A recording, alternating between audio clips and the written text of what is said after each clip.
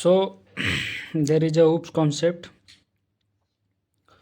It is very useful in Java interview purpose and especially for non-technical background or because this is mix up Hindi and English also. So first questions is that what is class? Class are fundamental or logical entity in object. Class fundamental और logical entity object को ही class कहते हैं. What is object? Object क्या है? तो object is a real world entity that was property of behaviour और instance of class called object. Object real world entity है that was property और behaviour या इंस्टेंस ऑफ क्लास को ही object कहते हैं. कंस्ट्रक्टर क्या होता है? तो constructor is same name as that class name. Constructor is use to initialize the data of the object. Constructor का टाइप्स कितने हैं? तो parameterize constructor, non parameterize constructor. Parameterize constructor क्या होता है? तो when pass the parameter called parameter constructor. जब pass करते हैं पैरामीटर कंस्ट्रक्टर को तो पैरामीटर कंस्ट्रक्टर कहलाता है. Non parameter constructor when pass zero parameter called non parameter constructor. जब जीरो पास करते हैं कंस्ट्रक्टर तो नॉन पैरामीटर कंस्ट्रक्टर कहलाता है. Next one is default constructor. तो when we do not create constructor during completion time when Java create automatically known as default constructor. Default constructor means जब create करते हैं constructor को during completion time पे तो automatically create हो जाता है तो उसको डिफ़ॉल्ट कंस्ट्रक्टर कहलाता है. Next important question is what is method overloading and method overriding. Method overloading having multiple method in same class with same name. Method overloading मतलब हैविंग मल्टीपल मेथड होता है same class with same name पे. Number of argument different होना चाहिए, types of argument different होना चाहिए, order of argument different होना चाहिए. ओवरलोडिंग का सिंपल मतलब होता है कि एक ही क्लास के अंदर मल्टीपल मेथड क्रिएट करना. उसके बाद मेथड ओवरराइडिंग आता है. मेथड ओवरराइडिंग अकर्स करता है बिटवीन टू क्लासेस, सब क्लासेस एंड सुपर क्लास. इसमें इनहेरिटेंस इन्वॉल्व रहता है. नेक्स्ट वन इम्पोर्टेंट है कि difference between method overloading and method overriding. दोनों में डिफरेंस क्या है?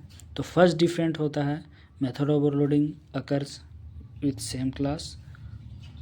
मेथड ओवरराइडिंग में two class, sub class and super class.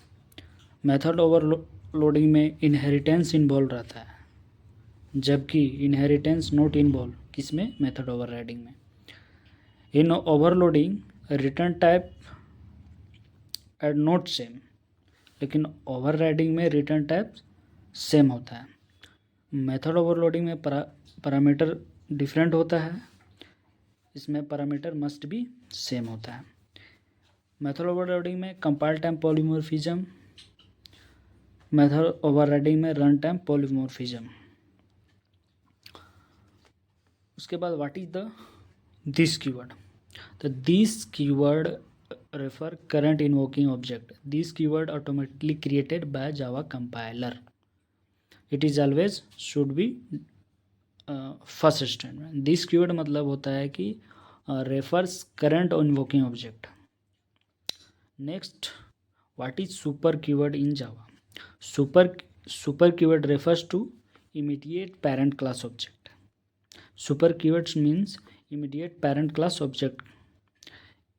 It should always first statement. ये भी फर्स्ट स्टेटमेंट में होता है. What is inheritance and different types of inheritance. Inheritance क्या होता है? Inheritance is a mechanism Java by which one class allows to inherit the feature of another class. जब Java में एक क्लास के द्वारा दूसरी क्लास के प्रॉपर्टीज मेथड को इनहेरिट कर लेना इनहेरिटेंस कहलाता है.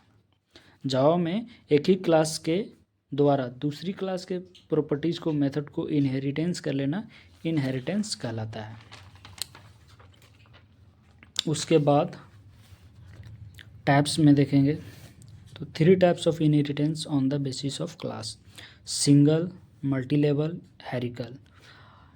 2 types inheritance on the basis of interface, multiple and hybrid. तो सबसे पहले सिंगल इनहेरिटेंस देखते हैं। तो when a class inheritance another class known as single inheritance. Multi level में when there is chain of inheritance known as multi level inheritance. Hierarchical when 2 or more class inheritance or single class known as hierarchical inheritance. Multiple में when one Java class inheritance multiple class known as multiple inheritance. Why use inheritance? Inheritance का use क्यों करते हैं? तो क्यों करते हैं? For method overriding के लिए, फॉर कोड रीयूजेबिलिटी के लिए। Next one is what is encapsulation? Encapsulation is a process of wrapping code and data together in a single unit called encapsulation. Hindi में समझते हैं कि डाटा तथा फंक्शन को एक ही यूनिट में जोड़ना इनकैप्सुलेशन कहलाता है। इनकैप्सुलेशन मतलब इकट्ठा। इसका एडवांटेज क्या है? तो first is by providing only setter and getter method you can make the class read only and write only. First इसका ये प्रोवाइड करता है सेटर एंड गेटर मेथड को, और क्लास रीड कर सकते हैं, राइट कर सकते हैं।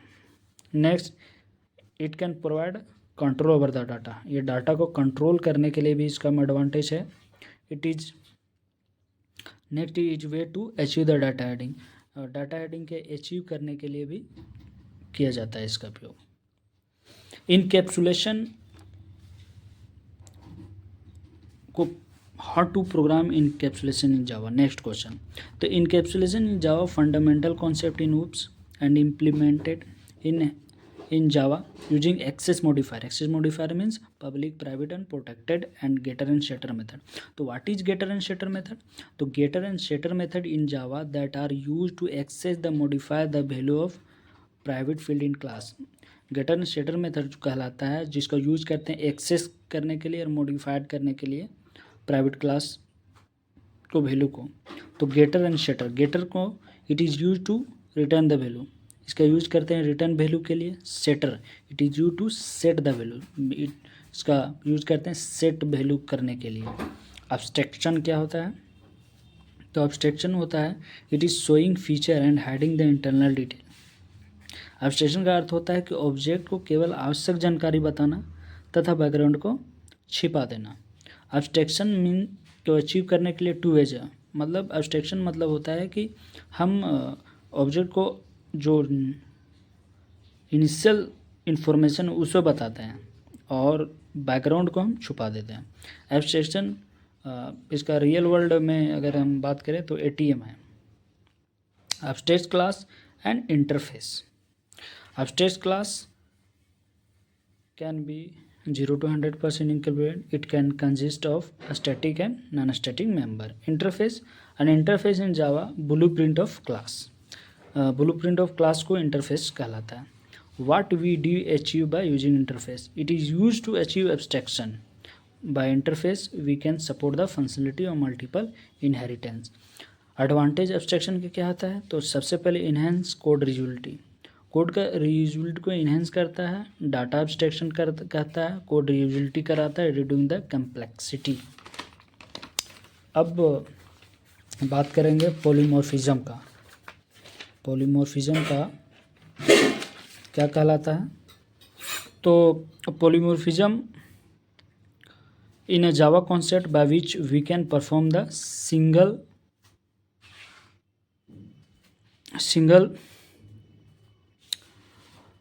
Action in different veg.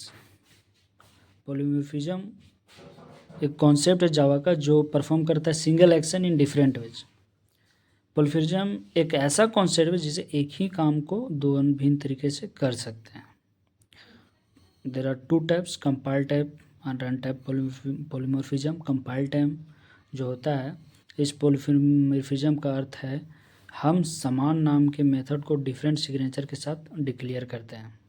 Run time इस पॉलीमॉर्फिज्म का अर्थ होता है हम समान नाम के मेथड को समान सिग्नेचर के साथ डिक्लेयर करते हैं।